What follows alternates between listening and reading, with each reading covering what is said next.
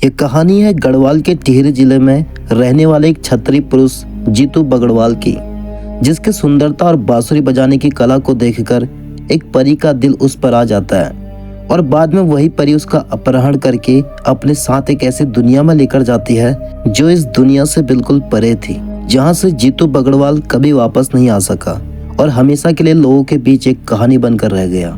ये कहानी आपको थोड़ा सोचने पर मजबूर अवश्य करेगी, खासकर उन लोगों को जिन्होंने इसके बारे में सुना नहीं है। दोस्तों, हमारी दुनिया में अजीबोगरीब इतिहास दफन है, जिसके बारे में ना तो खुलकर बात की गई या तो उसके बारे में कुछ पता ही नहीं चला। ऐसे ही रहस्यमयी घटनाएं जो अपने अंदर एक इतिहास बनाए हुए हैं। आज की जो सच्ची घटना मैं आपको सुनाने जा रहा हूँ, ये एक ऐसे जंगल की है, एक ऐसे पर्वत की है जहाँ एक लड़के को बांसुरी बजाना भारी पड़ गया। वीडियो में आगे बढ़े उससे पहले आपसे एक छोटी सी निवेदन है दोस्तों, हमारे चैनल को सब्सक्राइब अवश्य करें और साथ ही अगर वीडियो पसंद आती है तो एक लाइक अवश्य करें, इससे हमें काफी मदद मिल जाती है। तो बिना देरी किए चलिए आज की वीडियो शुरू करते हैं। दोस्तों, पौराणिक मान्यताओं के अनुसार गढ़वाल रियासत की गमरी पट्टी के बगौड़ी गांव पर एक जीतू नाम का व्यक्ति रहा करता था। कहा जाता है कि उसकी तांबे की खादें थी, जिसका व्यापार तिब्बत तक फैला हुआ था। एक बार जीतू अपनी बहन सोबनी को लेने उसके ससुराल रैथेल पहुंचता है। हालांकि वो अपनी प्रेयसी भ्राणा से मिलना चाहता था। कहा जाता है कि भ्राणा अलौकिक सुंदरी और मालकिन थी। भ्राणा सोबनी की ननद थी। जीतू और भ्राणा के बीच एक अटूट प्रेम संबंध था, या यूं कहें कि दोनों एक दूसरे के लिए ही बने थे। जीतू बांसुरी बहुत सुंदर बजाता था। एक दिन वो रैथेल के जंगल में जाकर बांसुरी बजाने लगता है, जो कि खेट पर्वत में है। आपको बता दें दोस्तों, खेट पर्वत परियों का देश माना जाता है। कहा जाता है कि इस पर्वत पर परियां निवास करती हैं। जीतू जब भी वहां बांसुरी बजाया करता था तो परियां उसकी बांसुरी की धुन से खींची चली आती थी।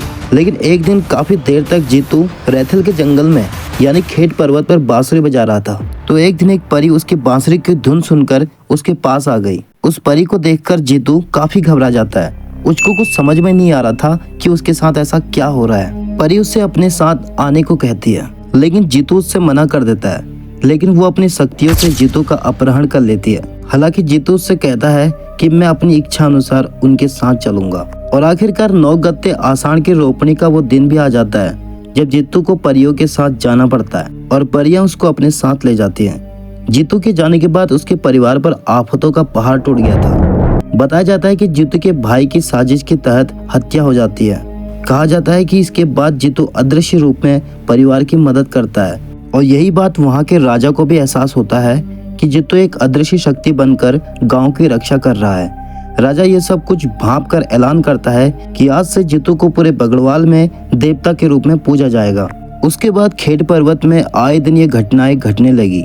वहाँ के स्थानीय लोग दावा करते हैं कि उन्होंने कई बार परियों को खेट पर्वत पर देखा है। हालांकि परियां उन्हें कोई भी नुकसान नहीं पहुंचाती। ये कहानी एक सच्ची घटना पर आधारित है दोस्तों।